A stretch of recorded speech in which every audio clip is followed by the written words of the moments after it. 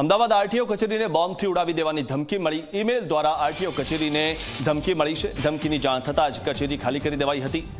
Test track પરથી લોકોને પરત મોકલી દેવાયા હતા। બપોરે 12:50 કચેરીને ઉડાવી દેવાની ધમકી મળી અને 13 બોમ્બથી આરટીઓને ઉડાડવાની ધમકી આપવામાં આવી છે। ત્યારે સૌથી મહત્વની વાત એ છે કે દરેક જગ્યાએ આ રીતે ધમકીઓ મળી રહી છે, પછી તે પાસપોર્ટ ઓફિસ હોય, પોસ્ટ ઓફિસ હોય, હવે આરટીઓ ઓફિસને બોમ્બથી ઉડાડી દેવાની ધમકી મળી રહી છે। સૌથી મહત્વની વાત એ છે કે આ ધમકીઓ આપનારા એ માત્ર અફવા ફેલાવે છે, જેના કારણે અફરાતફરી મચે।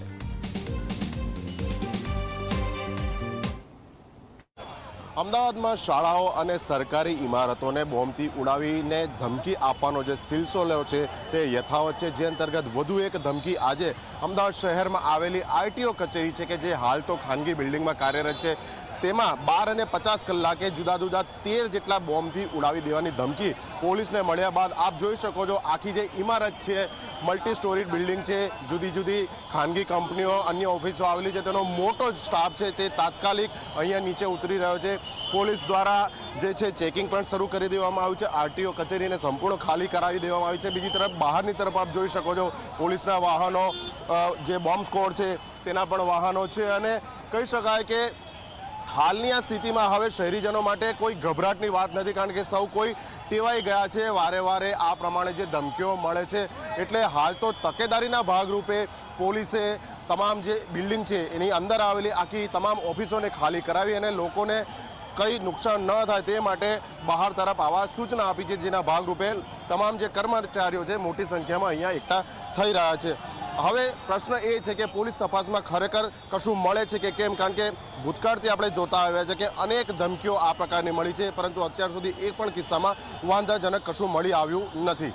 કેમેરા પર્સન સૂર્યપ્રકાશ શર્મા સાથે અર્પણ કાયદાવાલા ઝી મીડિયા, અમદાવાદ। અમદાવાદ, રાજકોટ અને સુરત આરટીઓ કચેરીમાં તપાસ થઈ રહી છે। સુરત આરટીઓ કચેરી ખાલી કરવામાં આવી છે, ત્યારે પોલીસ સહિત બોમ્બ સ્ક્વોડે તપાસ હાથ ધરી છે। સુરત આરટીઓને ઈમેલથી ધમકી મળી નથી, પરંતુ તકેદારીના ભાગરૂપે તપાસ કરવામાં આવી છે। ત્યારે અમદાવાદ આરટીઓને ધમકી મળી હતી, ત્યારબાદ સુરત આરટીઓમાં પણ તપાસ કરવામાં આવી। સુરત આરટીઓ કચેરી ખાલી કરી દેવાઈ અને પોલીસ સહિત બોમ્બ સ્ક્વોડે તપાસ હાથ ધરી છે।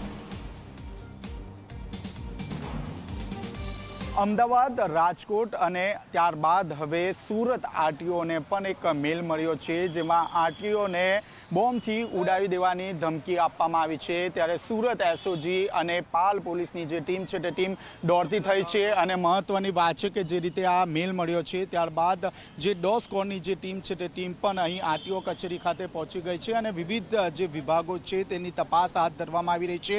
અંદાજિત 15 થી 20 મિનિટ સુધી જે તપાસ છે તે તપાસ કરવામાં આવી રહી છે, પરંતુ હજુ સુધી કોઈ પણ પ્રકારની શંકાસ્પદ જે વસ્તુ છે તે મળી નથી। જે રીતે એસઓજીની ટીમ સૌપ્રથમ જે પાલ ખાતે આવેલા આરટીઓ કચેરી ખાતે પહોંચી હતી, ત્યારબાદ જે આરટીઓ કચેરીમાં હાજર તમામ જે અધિકારીઓ અને જે લોકો હતા તેમાં ભયનો માહોલ છવાઈ ગયો હતો। લોકોમાં દોડધામનો માહોલ છવાઈ ગયો હતો। લોકો આરટીઓ કચેરીની બહાર પહોંચી ગયા હતા અને ત્યારબાદ જે પાલ પોલીસની જે ટીમ છે તે ટીમ દ્વારા જે મુખ્ય જે રસ્તો છે તે રસ્તા ખાતે આ રીતે બેરિકેડ મૂકી દેવામાં આવ્યા છે। આપ જોઈ શકો છો હજુ પણ જે લોકો છે તે લોકોમાં ભયનો માહોલ જોવા મળી રહ્યો છે। લોકો ક્યાંક તે ક્યાંક અહીં આવ્યા હતા પોતાના કામ અર્થે, પરંતુ પોલીસ દ્વારા તેમને અંદર જવાની ના પાડતા તેઓ વિલા મોડે પરત ફરી રહ્યા છે। હાલમાં હું કેમેરામેનને કહીશ કે જે મુખ્ય જે ડોગ સ્ક્વોડના જે દ્રશ્યો છે તે આપના સુધી પહોંચાડવાનો પ્રયાસ કરે। આપ જોઈ શકો છો ડોગ સ્ક્વોડની જે ટીમ છે તે ટીમ દ્વારા તમામ જે તપાસ છે તે હાથ ધરવામાં આવી રહી છે। આરટીઓના અલગ અલગ જે વિભાગો છે તે વિભાગોની ચકાસણી હાથ ધરવામાં આવી રહી છે। આપ જોઈ શકો છો ઝીણવટપૂર્વક અહીં દરેકે દરેક જે વસ્તુઓ છે તે વસ્તુઓની તપાસ હાથ ધરવામાં આવી રહી છે। સાથોસાથ અહીં જે ઝેરોક્સ મશીનની દુકાન છે તે દુકાનમાં પણ તપાસ હાથ ધરવામાં આવી રહી છે। સીધા દ્રશ્યો આપના સુધી હું પહોંચાડવાનો પ્રયાસ કરીશ। જે ડોગ સ્ક્વોડની જે ટીમ છે તે ટીમ દ્વારા સતત જે તપાસ છે તે તપાસ હાથ ધરવામાં આવી રહી છે। આપ જોઈ શકો છો આરટીઓની જે મુખ્ય જે કાર છે તે કારની પણ અહીં તપાસ હાથ ધરવામાં આવી રહી છે। અંદર કોઈ પણ પ્રકારની સંદિગ્ધ વસ્તુ છે કે કેમ તે અંગે ચકાસણી હાથ ધરવામાં આવી રહી છે। સાથોસાથ વાત કરીએ તો આખી આરટીઓ કચેરી છે તે ખાલી કરાવી દેવામાં આવી છે। અમદાવાદ અમદાવાદ, રાજકોટ અને સુરત આ ત્રણેયને એક સાથે મેલ મળ્યા હતા, જેને કારણે સુરત પોલીસ દોડતી થઈ છે. હાલમાં હજુ સુધી કોઈપણ પ્રકારની સંદિગ્ધ વસ્તુ મળી નથી. અગાઉ પણ સુરત પાસપોર્ટ ઓફિસ અને જે પોસ્ટ ઓફિસ છે તેને બોમ્બથી ઉડાવી દેવાની ધમકી મળી હતી. ત્યારે પોલીસ ફરીથી સતર્કતા વાપરી છે અને તમામ જે વિભાગો છે, જે ગાડીઓ પાર્ક કરી હતી તેની તપાસ હાથ ધરવામાં આવી રહી છે. હજુ સુધી કોઈપણ પ્રકારની સંદિગ્ધ જે વસ્તુ છે તે મળી નથી. તેમ છતાં પોલીસ દ્વારા સતત જે તપાસ છે તે તપાસ હાથ ધરવામાં આવી રહી છે. કેમેરામેન વિજય ભેસાણે સાથે ચેતન પટેલ, ઝી મીડિયા, સુરત.